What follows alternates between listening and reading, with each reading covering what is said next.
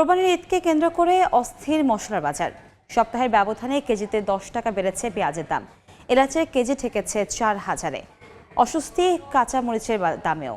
প্রতি কেজি হাঁকানো হচ্ছে 180 টাকা। এই মুহূর্তে রাজধানীর কারওয়ান বাজারে আছেন রিপোর্টার সাইফুল ইসলাম। আমরা সরাসরি যাচ্ছি তার কাছে।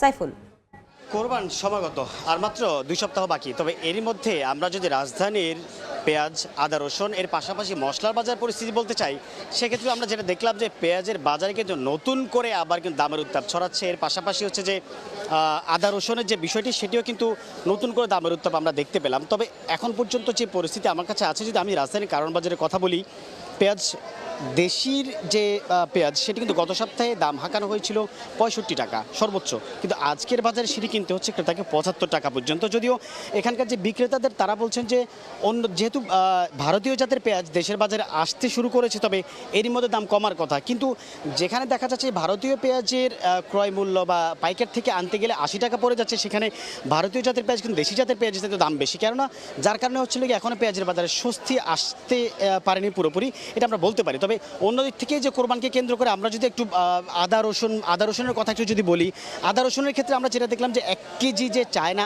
আদা সেটি কিন্তু গত সপ্তাহেও ছিল প্রায় 230 টাকা পর্যন্ত, সেটি কিন্তু আজকের বাজারে বিক্রি হচ্ছে প্রায় 260 টাকা করে।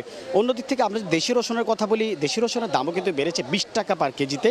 এর পাশাপাশি যে আমদানিকৃত রসুন সেটিরও কিন্তু দাম বেড়েছে, কেননা রসুনের বাজার যতটুকু প্রভাব বিস্তার করে সেটি কিন্তু অন্যতম কারণ হচ্ছে কোরবান।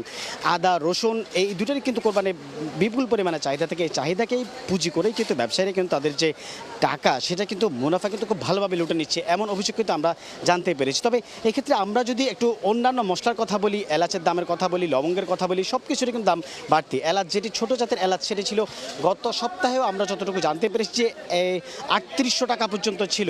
এখনও পর্যন্ত সেই দামের উত্তাপ কিন্তু প্রায় 4000 টাকার মধ্যে ছড়িয়েছে। তবে আর অন্যদিক থেকে বলা যায় যে আসলে এই যে পেঁয়াজ, রসুন, আদা, কোরবানকে কেন্দ্র করে অন্যান্য সমস্ত পণ্য সব কিছুর কিন্তু দাম বাড়ছে, এটি কিন্তু আসলে দেখার কেউ নেই ক্রেতাদের, এমন কিন্তু অভিযোগ বরাবরের মতো রয়েছে। তার জন্যই প্রয়োজন সরকারের শক্ত হাতে মনিটরিং, এমনটাই কিন্তু ক্রেতারা বলছেন। এই ছিল আমার কাছে রাজধানীর কারওয়ান বাজার থেকে সর্বশেষ। আমরা সরাসরি যুক্ত ছিলাম কারওয়ান বাজার থেকে।